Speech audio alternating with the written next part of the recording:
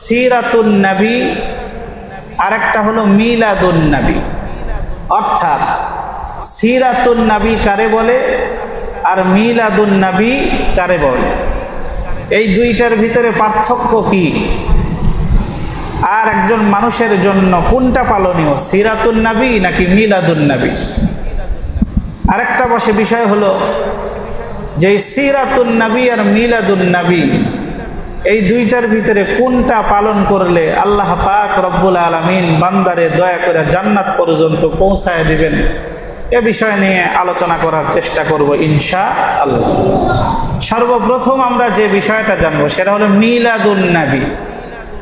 একটু বলেন তো কি জানবো? মিলাদুন নবী। মিলাদুন এটা আরবি শব্দ, নবী এটাও কি আরবি শব্দ। মিলাদের অর্থ হলো জন্ম বা জন্ম বৃত্তান্ত, জন্ম। আর নবী শব্দের অর্থ হলো নবী। তাহলে মিলাদুন নবীর অর্থ হলো নবীর জন্ম। কার জন্ম বলেন? নবীর জন্ম। আর সিরাতুন নবী এর অর্থ কি? সিরাত অর্থ হলো জীবন আদর্শ বা চরিত্র, আর নবী অর্থ নবী। তাহলে সিরাতুন নবী এর অর্থ হলো রাসূলুল্লাহ সাল্লাল্লাহু আলাইহি ওয়াসাল্লামের জীবন আদর্শ। আপনারা জানেন একজন মানুষ যদি সিরাতুন নবী পালন করে তাহলে তার ভিতরে মিলাদুন নবীও চলে আসে। কথা বলেন ঠিক কিনা? সিরাত বা জীবন আদর্শ কারে বলে? একজন মানুষের জন্ম থেকে নিয়ে মৃত্যু পর্যন্ত যা কিছু আছে সব এই জীবন আদর্শের ভিতরে চলে আসে। কথা বলেন ঠিক কিনা? এর ভিতরে রসুলের জন্ম আছে, আছে কিনা বলেন? আর মিলাদুন নবীর অর্থ হলো যে রসুলের জন্ম। শুধু কোন বিষয় বলেন? রসুলের জন্ম। একজন মানুষের মুক্তির জন্য শুধু মিলাদুন নবী পালন করলেই ওই ব্যক্তির মুক্তির জন্য যথেষ্ট নয়। তার কারণ মুক্তি পেতে চাইলে সিরাতুন নবী তথা রসুলের জীবন আদর্শ ধারণ করা একজন মুসলমানের জন্য অতীব করণীয়। কথা বলেন ঠিক কিনা? এর বাস্তব প্রমাণ যদি দেখতে চান, রসুলের দূর সম্পর্কীয় চাচা নাম আবু লাহাব। কি নাম বলেন? কোরআনে কারিমের শেষের দিকে যার নামে একটা সূরাই অবতীর্ণ হয়েছে, আল্লাহ বলেছেন তাব্বাত ইয়াদা আবি লাহাবিন ওয়া তাব। আল্লাহ শুরুতেই বলেছেন যে আবু লাহাবের হাত ধ্বংস হোক। আবু লাহাব কিন্তু মিলাদুন নবী মেনেছিল। রসুল যখন দুনিয়াতে আসে, আবু লাহাব রসুলের জন্মের খুশিতে তার বাদী সুয়াইবাকে আজাদ করে দিয়েছিল। কথা বলেন ঠিক কিনা? কিন্তু এরপরেও জাহান্নামের আগুন থেকে মুক্তি পায় নাই। তার কারণ সে রসুলের জীবন আদর্শকে কি করে নাই? ধারণ করে না। মিলাদুন নবী রসুলের জন্ম, এই মিলাদ সম্পর্কে জানাই শুধু একজন মুসলমানের মুক্তির জন্য যথেষ্ট নয়। যদি যথেষ্ট হইতই তাহলে রসুলের চাচা আবু তালেব জাহান্নামী হইতো না। কথা বলেন ঠিক কিনা? আপনারা জানেন, ইতিহাস পড়ে দেখেন, আল্লাহর পরে রসুলের পিতা মাতার চাইতে সবচাইতে বেশি রসুলরে যে ভালোবেসেছিল সে হলো আবু তালেব। কথা বলেন ঠিক কিনা? এমন কোনো সময় নাই যে রসুলের পাশে ছিল না। কাফেররা এসে বলেছিল, রসুলের চাচা আবু তালেব ছিলেন মক্কার বিশাল বড় নেতা। এসে বললেন, আপনি নেতা, আপনারে মানি, কিন্তু আপনার ভাতিজা আমাদের মূর্তির বিরুদ্ধে কথা কয়, আমাদের ভালো লাগে না, আপনার ভাতিজারে একটু নিষেধ করেন, সেজন্য মূর্তির বিরুদ্ধে কথা না বলে আর এক আল্লাহর দিকে মানুষরে না ডাকে। যখন রসুলের চাচা রসুলরে এসে বললেন, ভাতিজা মুহাম্মদ, আরবের লোকেরা আমারে বলেছে তুমি তাদের মূর্তির বিরুদ্ধে কথা বলো, এটা তাদের ভালো লাগে না, তুমি মূর্তির বিরুদ্ধে কথা বলিও না। বলার সঙ্গে সঙ্গে রাসূলুল্লাহ সাল্লাল্লাহু আলাইহি ওয়াসাল্লাম কান্না করতেছিলেন। চাচা জিজ্ঞেস করে, ভাতিজা কান্না করো কেন? বলে, চাচা আল্লাহ তো আমারে দুনিয়াতে এজন্যই পাঠাইছে যে আমি দুনিয়ার বুকে তার দিনের কথা বলবো, আল্লাহর পথে মানুষকে রাখবো। চাচা গো, আপনি আমারে ভালোবাসেন, আমি অবশ্যই এটার স্বীকার করি, কিন্তু শুনে রাখেন, আপনি আমি মুহাম্মাদের সাথে থাকেন অথবা না থাকেন এটা আমার আসে যায় না, কিন্তু আমি আল্লাহর পথে দাওয়াত দেওয়া থেকে এক মুহূর্তের জন্য বিরত হব না। বলেন সুবহানাল্লাহ। চাচা শুনে রাখেন, এই মক্কার লোকেরা আমি মুহাম্মাদের এক হাতে যদি সূর্যও এনে দেয়, আর এক হাতে যদি চন্দ্রও এনে দেয়, চাচা এরপরেও আমি মুহাম্মদ আল্লাহর পথে ডাকা থেকে মানুষদের বিরত থাকতে পারবো না। বলেন সুবহানাল্লাহ। যখন ভাতিজারে সান্ত্বনা দিয়েছিল আর চাচা বলেছিল, ও ভাতিজা মুহাম্মদ, দরকার নাই, তুমি তোমার প্রভুর দিকেই মানুষরে ডাকো, তোমার কোনো ভয় নাই, নির্ভয়ে দাওয়াত দিতে থাকো। শুনে রাখো, আমি আবু তালেব যতদিন পর্যন্ত দুনিয়াতে বেঁচে আছি, তুমি মুহাম্মাদের শরীরে কাঁটার আঁচড় কেউ দিতে পারবে না। বলেন সুবহানাল্লাহ। তাহলে রসুলরে কত ভালোবেসেছিল, রসুলরে ভালোবেসেছিল, রসুলের জন্মে মিলাদুন্নবীতে খুশি হয়েছিল, সারা জীবন রসুলের পাশে থেকেছিল, কিন্তু রসুলের আদর্শ মানে নাই, এজন্য মুক্তি পায় নাই। কথা বলেন ঠিক কিনা? এজন্য একজন মুমিনের মুক্তির জন্য কি দরকার বলেন? মিলাদুন নবী নাকি সিরাতুন নবী? সিরাতুন নবী। যেই সিরাতুন নবীর ভিতরে মিলাদুন নবীও আছে। কথা বলেন ঠিক কিনা? একটা কথা মনে রাখবেন, একজন মানুষের সফলতার জন্য, একজন মানুষের মুক্তির জন্য শুধু জানাই যথেষ্ট নয়, মানার নাম সফলতা। কথা বলেন ঠিক কিনা? আবু জেহেল জানতো কিন্তু কি করতো না? মানতো না। বহুত বড় শিক্ষিত হওয়ার পরেও তার নাম দেওয়া হয়েছিল আবু জাহাল, মূর্খের পিতা। কার পিতা বলেন? মূর্খের পিতা। ঠিক তদ্রুপ ভাবে ইসলামের আগে ইসলামের দ্বিতীয় খলিফা হযরত ওমর ফারুক রাদিয়াল্লাহু তাআলা আনহু ইসলামের চরম শত্রু ছিলেন। কথা বলেন ঠিক কিনা? এমনকি আপনারা জানেন, নবী মুহাম্মদরে সহ্য করতে পারত না। ঘোষণা দেওয়া হয়েছিল যে নবী মুহাম্মদের কল্লা নিয়ে আসতে পারবে তারে পুরস্কৃত করা হবে। এই কল্লা কাটার জন্য কিন্তু কে গিয়েছিল? হযরত ওমর। কিন্তু কাল্লা কাটতে গিয়ে যখন কোরআন সম্পর্কে জানছে, নবী মুহাম্মদ সম্পর্কে জানছে, জানার পরে বসে থাকি নাই, মানছে, তো আল্লাহ পাক রব্বুল আলামিন হেদায়েত দিয়া তার জান্নাত পর্যন্ত পৌঁছায় দিছে। বলেন সুবহানাল্লাহ। এজন্য মানার নাম সফলতা, শুধু জানার নাম কি নয়? সফলতা নয়। হায় আফসোস, আমরা রসুলরে জানতে পারলাম না, আমরা নবী মুহাম্মদরে চিনলাম না। পৃথিবীর সব কিছু মুহাম্মদরে চিনল, গাছে চিনল, মাছে চিনল, সমুদ্রের প্রাণীরা চিনল, আসমান চিনল, জমিন চিনল, পাথর চিনল, আসমানের মেঘ চিনল, কিন্তু আমরা নবী মুহাম্মদরে চিনলাম না। কথা বলেন ঠিক কিনা? আলোচনা চলতেছিল, ওখানেই যাইতেছি। আপনারা জানেন, রসুল যখন দুনিয়ার বুকে আসেন, রসুলের মা কি বলেছিল? আরে আল্লাহ পাক তো ঘোষণা দিয়েছিল, ওমা আরসালনাকা ইল্লা রাহমাতাল লিল আলামিন, আমি আমার বন্ধু মুহাম্মদ রে পুরা জগতের জন্য রহমত স্বরূপ প্রেরণ করলাম। বলেন সুবহানাল্লাহ। পুরা পৃথিবীর সকলেই যেরকম রসুলরে ভালোবেসেছে, রসুলও পৃথিবীর সকলকেই ভালোবেসেছে, কিন্তু একমাত্র আমরা মানুষ রসুলরে ভালোবাসতে পারলাম।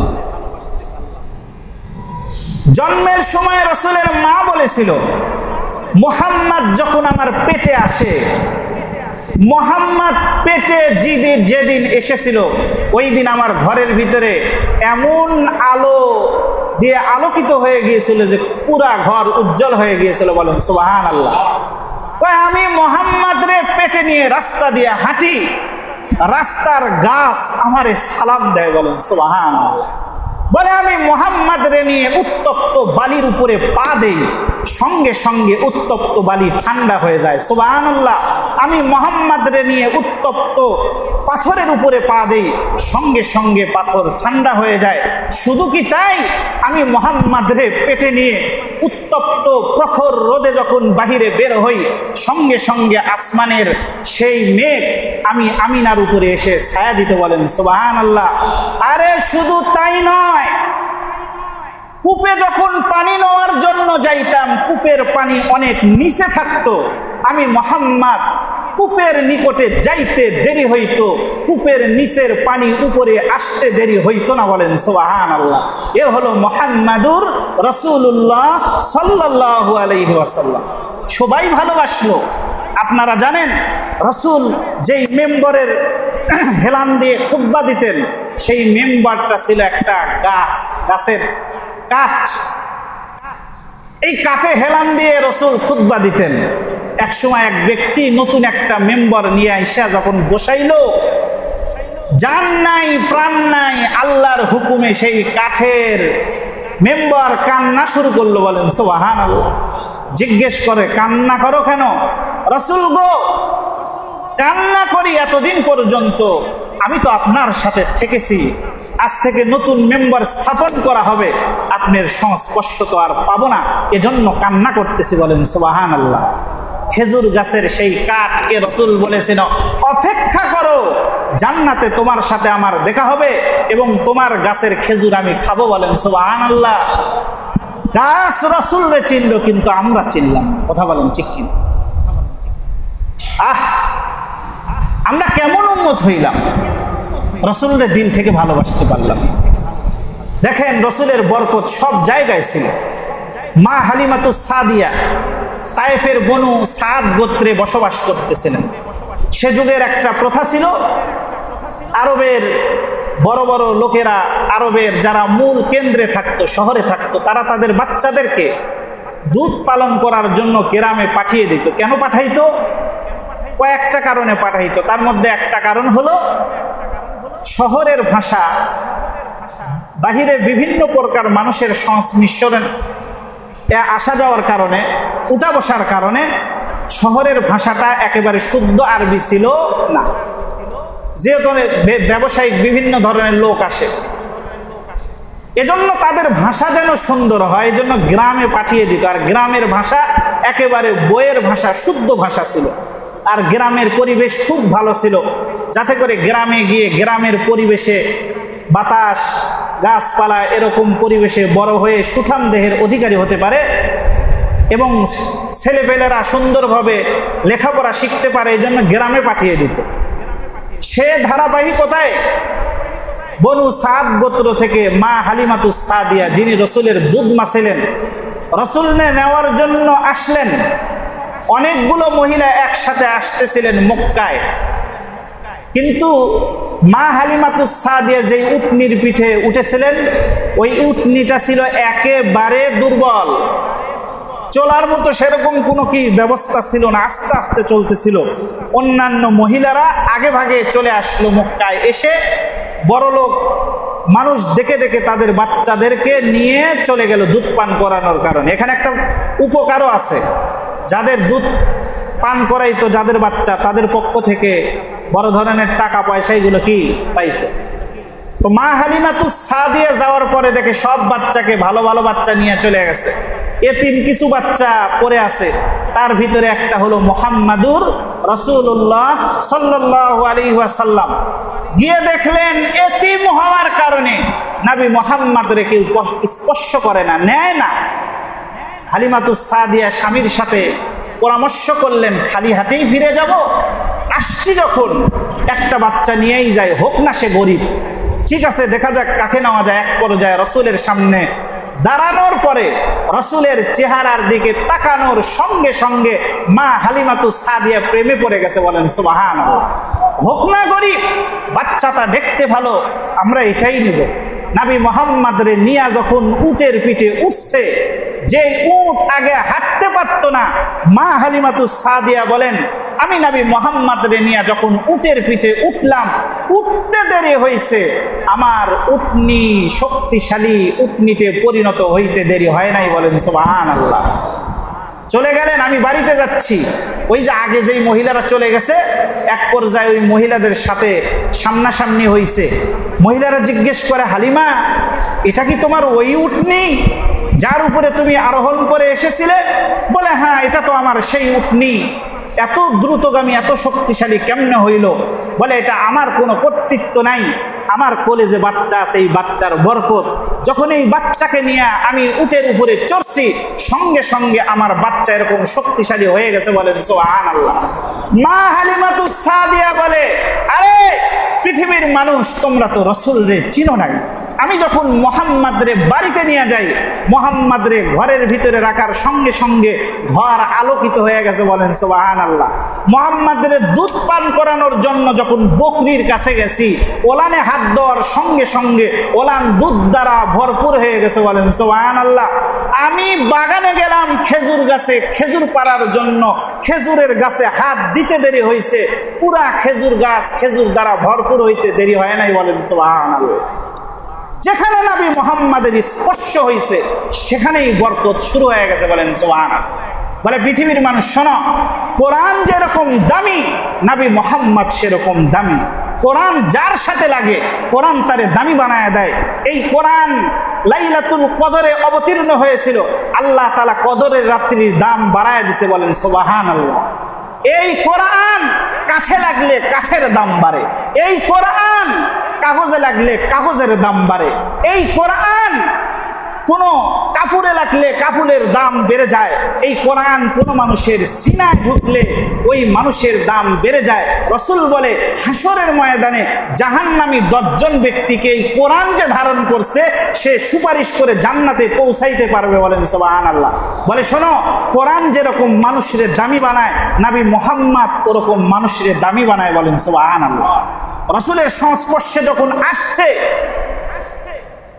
তখন জানেন মানুষেরা চুরি করত, ডাকাতি করত, আহাজারি করত, কিন্তু রাসূলের সংস্পর্শে আসার কারণে মানুষেরা সোনার মানুষে পরিণত হয়ে গেছে। বলেন সুবহানাল্লাহ। রাসূল বলেন, আসহাবি কান্নুজুম, আমার এক একটা সাহাবী আকাশের এক একটা নক্ষত্রের মতো। বলেন সুবহানাল্লাহ। একটা সাহাবীকে কেউ যদি অনুসরণ করে, তাহলে ওই সাহাবীকে অনুসরণ করার কারণে আল্লাহ তাআলা তারে জান্নাত পর্যন্ত পৌঁছায় দেবে। বলেন সুবহানাল্লাহ।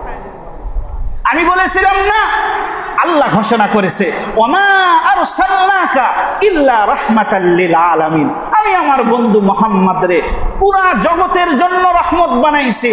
শুনেন, ভালো করে দিল লাগায় শুনেন, নবী মুহাম্মদ শুধু মানুষের জন্য রহমত নয়, নবী মুহাম্মদ গাছের জন্য রহমত ছিল। বলেন সুবহানাল্লাহ। গাছের নিচে যাইতো, গাছ বলতো, রাসূল আরো একটু আমার নিচে থাকেন। সুবহানাল্লাহ বলেন। রাসূল ঘোষণা দিয়েছে, তোমরা বিনা প্রয়োজনে গাছ কাটবা না। তার কারণ জানোনি, যে গাছ তোমরা দেখতে পারো সে যে কোনো গাছ হোক না কেন, এই গাছের ভিতরে যে পাতা আছে প্রত্যেকটা পাতা আমার আসমানের মালিকের জিকির করে। বলেন সুবহানাল্লাহ। আল্লাহ রাসূল বলে, ফলদার গাছ কাটিও না। কেন? বলে, গাছে যে ফল ধরে ওই ফল পর্যন্ত আল্লাহর জিকির করে। বলেন সুবহানাল্লাহ। আরে শুধু নবী গাছের জন্য রহমত নয়, আবাল বৃদ্ধা বনিতা সবার জন্য রহমত। সাহাবায়ে কেরাম যুদ্ধে যেত, রাসূল বলতেন, খবরদার সাহাবায়ে কেরাম, খবরদার, তোমরা বৃদ্ধ, সে পুরুষ হোক অথবা মহিলা হোক, শিশু হোক, এদেরকে তোমরা হত্যা করবা না। বলেন সুবহানাল্লাহ। কেমন দয়ার নবী ছিল, পুরা জগতের জন্য রহমত। আরে রাসূল তো প্রাণীর জন্য রহমত ছিল। কার জন্য? প্রাণীর জন্য। আল্লাহ রাসূল একদিন রাস্তা দিয়ে হাঁটতেছেন, দেখলেন রাস্তার পাশে একটি উটনি দাঁড়িয়ে আছে।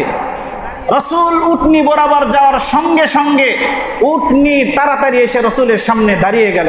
রাসূল দেখলেন উটনির চক্ষু দিয়ে পানি পড়তেছে। রাসূলকে উটনি কি জানি বললেন, সঙ্গে সঙ্গে রাসূল বললেন, এই উটের মালিককে, তারে রাখো। ডাকা হলো, যখন সামনে আসলো তখন রাসূল বললেন, শোনো, তোমার উটনি তোমার নামে আমার কাছে নালিশ করেছে, তুমি নাকি তার কাছ থেকে বেশি বেশি কাজ নাও, কিন্তু তারে ঠিক মতো খাবার দাও না। শুনে রাখো, তুমি তার কাছ থেকে কাজ নিলে কিন্তু হক আদায় করে খাবার দিলে না। শুনে রাখো, হাসরের ময়দানে এই কারণে আল্লাহর সামনে তোমাকে জবাবদিহিতার জন্য কাঠ গড়ায় দাঁড়াতে হবে। এ হলো মুহাম্মাদুর রাসূলুল্লাহ সাল্লাল্লাহু আলাইহি ওয়াসাল্লাম। একটা উটনির প্রতি যার এত মায়া। আরে ধর্ম বর্ণ নয়, যে কোনো ধর্মের যে কোনো বর্ণের মানুষকে পছন্দ করতেন। আল্লাহ রসুল তো ছোট বাচ্চাদেরকেও মহব্বত করতেন, দেখলে সঙ্গে সঙ্গে পাশে দাঁড়িয়ে মাথায় হাত বুলিয়ে দিতেন। এরকম প্রত্যেক দিন কিছু বাচ্চার সাথে দেখা হইলেই আল্লাহ রসুল মাথায় হাত বুলিয়ে দিতেন। একটা বাচ্চাকে 2 দিন 4 দিন আর চোখে পড়ে না। জিজ্ঞেস করলো অমুক বাচ্চা কোথায়? একজন বললে ইয়া রসুল আল্লাহ, সম্ভবত সে অসুস্থ হয়েছে। রসুল খুঁজে খুঁজে জানে না কোথায় বাড়ি। আল্লাহর রসুল এক পর্যায়ে খুঁজতে খুঁজতে বাচ্চার বাড়ি পর্যন্ত চলে গেছে, বলেন সুবহানাল্লাহ। রসুল যায় দেখে বাচ্চাটা মুসলমানের বাচ্চা না, ইহুদির বাচ্চা, গায়ে অনেক জ্বর। সঙ্গে সঙ্গে রসুল এরকম করে গায়ে হাত দেওয়ার সঙ্গে সঙ্গে জ্বর ভালো হয়ে গেছে, বলেন সুবহানাল্লাহ। রসুল চলে আসলেন। কিতাবে লিখছে বাচ্চাটা যখন বালেগ হয় রসুলের দরবারে গিয়ে বলতেছে, রসুল রে, পৃথিবীতে তো অনেক মানুষ দেখছি, আমি অসুস্থ হয়েছিলাম, একটা আত্মীয় স্বজন অনেক আপন মানুষও আমার কাছে আসে নাই, কিন্তু আপনি তো আমাদের ধর্মের নয়, তারপরে অসুস্থতার টাইমে আপনি আমার কাছে এসেছিলেন, আমার শরীরে হাত লাগানোর সঙ্গে সঙ্গে জ্বর ভালো হয়ে গিয়েছিল।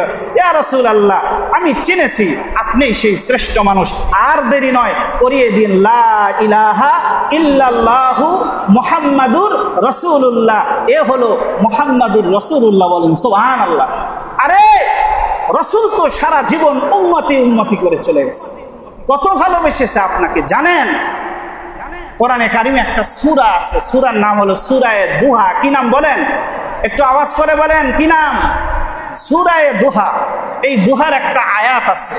আল্লাহর রাসূল সাল্লাল্লাহু আলাইহি ওয়াসাল্লামের উপরে যখন এই আয়াত অবতীর্ণ হয়, আয়াতটা হলো ওয়ালা সাউফা ইউতিকা রাব্বুকা ফাতারদা। অর্থ, হে রাসূল, অতি সত্বর আপনাকে আখিরাতে আল্লাহ তাআলা এমন কিছু পুরস্কৃত করবেন যে আপনি খুশি হয়ে যাবেন, বলেন সুবহানাল্লাহ। সঙ্গে সঙ্গে রাসূলুল্লাহ জিবরিলকে থামায় দিছে, বলে জিবরিল শোনো, লান আরজা, আমি মুহাম্মদ সন্তুষ্ট হব না, আমি মুহাম্মদ সন্তুষ্ট হব না। ওয়া ওয়াহিদুম মিন উম্মতি ফিন্নার, যতক্ষণ পর্যন্ত আমার একটা উম্মত জাহান্নামের ভিতরে থাকবে ওই সময় পর্যন্ত আমি মুহাম্মদ সন্তুষ্ট হব না, বলেন সুবহানাল্লাহ। এ হলো মুহাম্মাদুর রাসূলুল্লাহ সাল্লাল্লাহু আলাইহি ওয়াসাল্লাম। কেমন ভালোবাসেন জানেন? যে নবী 63 বছর জিন্দেগি দুনিয়াতেও ভুলেন নাই, যে নবী আরশে গিয়েও ভুলে নাই, বলেন সুবহানাল্লাহ। মেরাজে যখন রাসূল গেলেন, আপনারা জানেন মানুষ যখন কোনো আনন্দের অনুষ্ঠানে যায় পিছনের কথা ভুলে যায়, ঠিক কিনা? সেখানে গিয়ে মায়ের কথা মনে করে নাই, বাবার কথা নাই, মেয়ের কথা মনে করে নাই, নাতির কথা মনে করে নাই।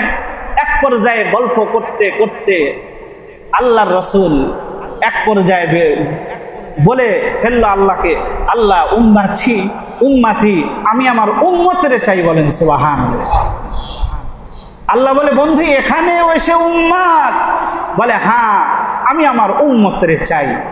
তখন আল্লাহ পাক রব্বুল আলামিন রাসূলকে সান্ত্বনার বাণী দিয়েছিল, বলেন সুবহানাল্লাহ। আরে শুনলে আশ্চর্য হয়ে যাবেন। রাসূল যখন দুনিয়া থেকে যাওয়ার সময় আসলো, আজরাইল আলাইহিস সালাতু ওয়াস সালাম এসে নবী মুহাম্মাদের সামনে দাঁড়ালেন, এসে বললেন, রাসূল আপনি যদি অনুমতি দেন তাহলে জান কবজের জন্য আপনার সিনার উপরে আমার হাত রাখবো। রাসূল বললেন, আইনা আখি জিবরিল, আমার ভাই জিবরাইল কোথায়? আজরাইল আলাইহিস সালাতু ওয়াস সালাম বললেন, ফিস সামাইল উলা, ওনাকে তো এই মাত্র আমি প্রথম আসমানে দেখে আসলাম। এই কথা বলতে বলতে জিবরিল আমিন চলে এসেছে, বলেন সুবহানাল্লাহ। আয়েশা রাসূলরে দেখাই কান্নাকাটি শুরু করছে। রাসূল জিজ্ঞেস করে, জিবরিল কান্না করো কেন? বলে, রাসূল গো, যেদিন ওই 40 বছর বয়স আপনার ছিল, হীরা গুহায় প্রথম আয়াত অবতীর্ণ হয়েছিল, ইকরা বিসমি রাব্বিকাল্লাযী খালাক, ওই দিন থেকে 23 বছর পর্যন্ত আল্লাহর বাণী আর আদেশ নিয়ে আপনার কাছে এসেছি। রাসূল গো, আজ থেকে তো আপনার কাছে আর আসতে পারবো না, আজকেই তো শেষ আসা, এজন্যই কান্নাকাটি করতেছি। আল্লাহু আকবার, কেমন ভালোবাসা রাসূলের জন্য। তো জিবরিল আমিন দেখলেন রাসূল কান্না করতেছে। জিবরিল আমিন জিজ্ঞেস করলে, রাসূল আপনি কান্না করেন কেন? জিবরিল আমিনকে রাসূল কি বলেছিল জানেন? রাসূল বলেছিল, জিবরিল এখনো একটা প্রশ্নের উত্তর জানা আমার বাকি আছে। বলেন গো রাসূল, কি প্রশ্ন? বলে, আমি তো দুনিয়া থেকে এখন চলে যাব, আমার পরে আমার উম্মতের কি হবে? সুবহানাল্লাহ। সঙ্গে সঙ্গে জিবরিল আমিন চলে গেলেন আল্লাহর কাছে। আল্লাহর কাছে চলে গেলেন, যে জিজ্ঞেস করে, রাসূল আপনার বন্ধু মুহাম্মদ তার উম্মতকে ভুলতে পারে নাই, বলে আমার পরে আমার উম্মতের কি হবে? আমার উম্মতের কি হবে? সঙ্গে সঙ্গে আল্লাহ তাআলা নবী মুহাম্মদরে ডাক দিয়ে বলে, বন্ধু মুহাম্মদ চিন্তা করিয়েন না, চিন্তা করিয়েন না, আমি আপনার উম্মতরে ছাড়ব না। আপনার উম্মতের জন্য আপনি চাইবেন, আমি আল্লাহ তাআলা নাজাতের ব্যবস্থা করে দিব। বলেন সুবহানাল্লাহ। আরে দুনিয়া থেকে যাওয়ার সময় শুধু নয়, হাসরের ময়দানে উম্মতকে ছাড়ে নাই। বলেন সুবহানাল্লাহ। কিতাবে আসছে নবী মুসা আলাইহিস সালাতু ওয়াস সালামের কথা, যে মুসা দুনিয়াতে আল্লাহর সাথে কত কথা বলেছে, পয়গম্বর মুসা পর্যন্ত হাসরের ময়দানে থরথর করে কাঁপতে থাকবেন। কিতাবে আসছে মুতালাফফিফুন বিউমুদি আরশির রহমান, আরশের খুঁটি ধইরা কান্নাকাটি করতে থাকবে। হাসরের ময়দানে উম্মতেরা নবী আদমের কাছে যাবে, বলে সুপারিশ করেন, কয় আমাকে নিয়েই তো আমি বিপদে, পারবো না। নূহের কাছে যাবে, বলবে পারবে না। নবী ইব্রাহিমের কাছে যাবে, বলে পারবো না। ঈসা আলাইহিস সালাতু ওয়াস সালামের কাছে যাবে, বলে পারবো না। মুসা আলাইহিস সালাতু ওয়াস সালামের কাছে যাবে, বলে পারবো না। সকলেই এক পর্যায়ে চলে যাবে মুহাম্মাদুর রাসূলুল্লাহ সাল্লাল্লাহু আলাইহি ওয়াসাল্লামের কাছে। যায় যখন বলবে, সঙ্গে সঙ্গে উম্মতের জন্য সিজদায় পড়ে যাবে। বলেন সুবহানাল্লাহ। রাসূল সিজদা থেকে মাথা উঠায় না। আল্লাহ বলে, বন্ধু মুহাম্মদ, হাসরের ময়দানে আপনি এভাবে মাথা নিচু করে থাকবেন না, আপনি আপনার মাথা উঠান। আপনি যদি মাথা না উঠান, আমি আল্লাহ সহ্য করতে পারবো না। আমার রহমতের দরিয়ার ভিতরে জোশ পয়দা হয়ে গেছে। রাসূল গো, কি জন্য কাঁদেন, কি জন্য কাঁদেন, একটু বলেন। বলে আসআলুকা উম্মতি, আসআলুকা উম্মতি, আমি আমার উম্মতের চাই। বলেন সুবহানাল্লাহ। বন্ধু, আপনি আপনার উম্মতের জন্য এত পাগল পারা কেন, এত দেওয়ানা কেন? বলে আনতা রব্বুল কারীম ওয়া আনা নাবিয়্যুর রহিম, আপনি তো রহমতের আল্লাহ, দয়ালু আল্লাহ, আমি হলাম রহমতের নবী। এই দুইয়ের মাঝে আমার উম্মত জাহান্নামের ভিতরে যাবে, আমি সহ্য করতে পারবো না, সহ্য করতে পারবো না। আল্লাহ তাআলা সান্ত্বনা দিবে আর বলবে, বন্ধু মুহাম্মদ কাইদেন না, কসসামতু কিয়ামাতা কিসমাইন, আমি হাসরের ময়দানকে দু ভাগে বিভক্ত করেছি। কয় ভাগে? এক ভাগে রাজত্ব চলবে আমি আল্লাহর, আর আরেক ভাগে রাজত্ব আমি আপনি বন্ধু মুহাম্মাদের দিয়ে দিলাম। বলেন সুবহানাল্লাহ। আনতা তাকুল উম্মতি উম্মতি, আপনি উম্মতি উম্মতি বলে চিৎকার দিতে থাকবেন। আনা আকুলু রহমতি, আমি বলবো আমার রহমত এখনো আছে। শাফি তুশাফা, আপনি সুপারিশ করতে থাকবেন, আমি আপনার সুপারিশ কবুল করতে থাকবো। ও বন্ধু মুহাম্মদ শুনেন, সুপারিশ করতে করতে ক্লান্ত হয়ে যাবেন, কিন্তু আমি আল্লাহ তাআলা আপনার সুপারিশ গ্রহণ করতে ক্লান্ত হব না। বলেন সুবহানাল্লাহ, আল্লাহু আকবার। এ হলো নবী মুহাম্মাদুর রাসূলুল্লাহ সাল্লাল্লাহু আলাইহি ওয়াসাল্লাম। লানত পড়ুক আমাদের উপরে, আমরা সেই নবীরে চিনলাম না, আমরা সেই নবীরে চিনলাম না। একজন মানুষের ঘরের ভিতরে খুঁজলে বিশাল বিশাল টিভি পাওয়া যাবে, গিটার পাওয়া যাবে, ইসলাম যেগুলো সমর্থন করে না সেগুলো জিনিস পাওয়া যাবে, কিন্তু আফসোস মুসলমানের ঘরে খুঁজলে অনুভিক্ষণ যন্ত্র দ্বারা খুঁজলেও রাসূলের সুন্নাত মুসলমানের ঘরে পাওয়া যায় না। কথা বলেন ঠিক? আমাদের ঘরে সব আছে, কিন্তু রাসূলের সুন্নাত নাই। এর আসর আর প্রতিক্রিয়া কি জানেন? এজন্যই দেখবেন সংসারে শান্তি নাই, তার কারণ রাসূলের কি নাই? সুন্নাত নাই। পরিবারে শান্তি নাই, রাসূলের সুন্নাত নাই। আল্লাহর কসম করে বলতেছি, যতদিন পর্যন্ত আমাদের পরিবারে, আমাদের ব্যবসা, আমাদের বাণিজ্য, আমাদের চাকরি, আমাদের জীবনে রাসূলের সুন্নাতকে ঢুকাইতে না পারবো, ওই সময় পর্যন্ত শান্তি আসবে না, আসবে না, আসবে না। কথা বলেন ঠিক কি? তার কারণ আল্লাহ তাআলা সব সুখ লুকায় রাখছে নবী মুহাম্মাদুর রাসূলুল্লাহ সাল্লাল্লাহু আলাইহি সাল্লামের সুন্নাতের ভিতরে। আজও দেখা যায় অনেক পরিবারে স্বামী এক খাটে শুয়ে থাকে, স্ত্রী আরেক খাটে শুয়ে থাকে। কথা বলেন ঠিক কিনা? জন্মদাতা পিতার সাথে কথা কয় না, সন্তান বাবারে ঘর থেকে বের করে দেয়, মাকে বের করে দেয়। কেন হইল? তার কারণ এই সন্তান বড় হয়েছে কিন্তু রাসূলের সুন্নাত ভিতরে ছিল না। কথা বলেন ঠিক কি? এজন্য ভাই আপনাদেরকে পায়ে হাত দিয়ে বলি, আমাদের মুক্তির একটাই পথ, সেটা হলো রাসূলুল্লাহ সাল্লাল্লাহু আলাইহি ওয়াসাল্লামের জীবন আদর্শ। কথা বলেন ঠিক কিনা? এজন্য বলেন আজ থেকে মিলাদুন নবী না সিরাতুন নবী? বলেন সিরাতুন নবী। আরে আপনি নবীরে মহব্বত করেন, এ কথা বলেই শেষ করতেছি, কিন্তু মহব্বত করতে হবে শরীয়তের গণ্ডির ভিতরে থাইকা। কথা বলেন ঠিক কিনা? আল্লাহ ঘোষণা করছে মুসলমানদের জন্য ঈদ কয়টা বলেন দেখি, একটু বলেন কয়টা?